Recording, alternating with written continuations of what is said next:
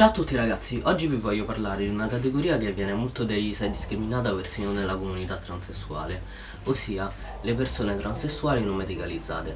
Vi permetto che la disforia di genere ha vari livelli di intensità, pensatela come un mal di testa.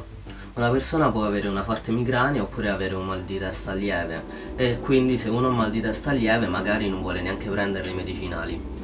Anche se questo non è sempre il caso, perché ovviamente una persona può decidere di non intraprendere la terapia ormonale anche se ha una forte disforia. Su YouTube seguo un ragazzo che si chiama Ryan Cassada, che è un ragazzo F2M americano.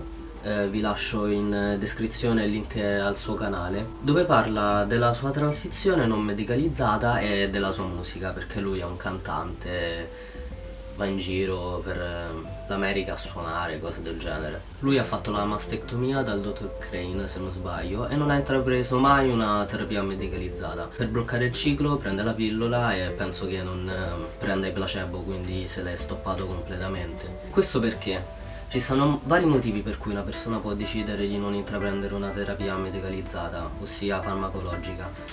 Lui ad esempio ha deciso di non farlo, uno perché si piace così com'è, ha imparato ad accettarsi così com'è, e due perché essendo un cantante, avendo sudato molto sul timbro di voce che ha adesso, non ha voglia di poter perdere la sua voce, perché ovviamente con la transizione la voce va ad abbassarsi e assomigliare a una voce molto più maschile. Lui non vuole questo perché se l'è sudata e ci tiene molto, è quello che fa, quindi posso anche comprenderlo. Però tra le varie motivazioni che ci possono essere, che ovviamente non sono quelle di Ryan, ci può essere la religione, oppure paura di pensare di non essere accettati dalla società e quindi abbassare la testa e continuare così. Oppure ci sono anche persone che non sono contente con i risultati che potrebbero avere.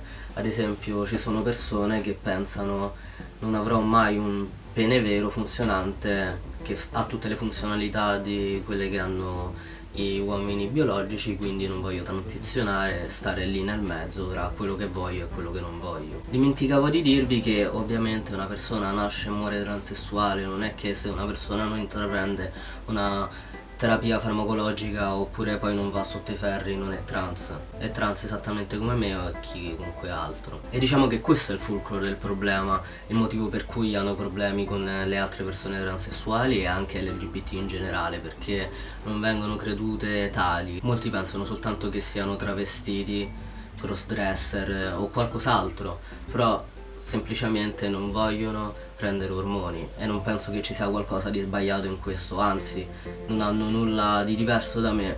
Penso che sia molto stupido discriminare queste persone soltanto perché decidono di non prendere ormoni, perché ovviamente ogni transizione è diversa da quella degli altri e ognuno deve vedere se stesso. Una cosa molto saggia che mi ha fatto andare avanti in questi ultimi anni è non guardare la transizione degli altri ragazzi, ma segui solamente la tua, perché comunque ogni transizione è differente e non puoi fare paragoni tra le due cose, perché ovviamente ognuno arriverà a un punto differente.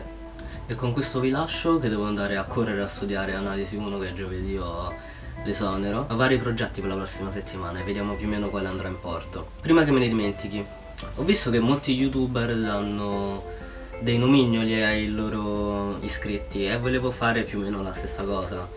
Dato il mio andazzo e più o meno quello che mi piace, pensavo allenatori di Pokémon, però se avete qualche suggerimento magari scrivetelo nei commenti. Quindi vi saluto qui, ciao!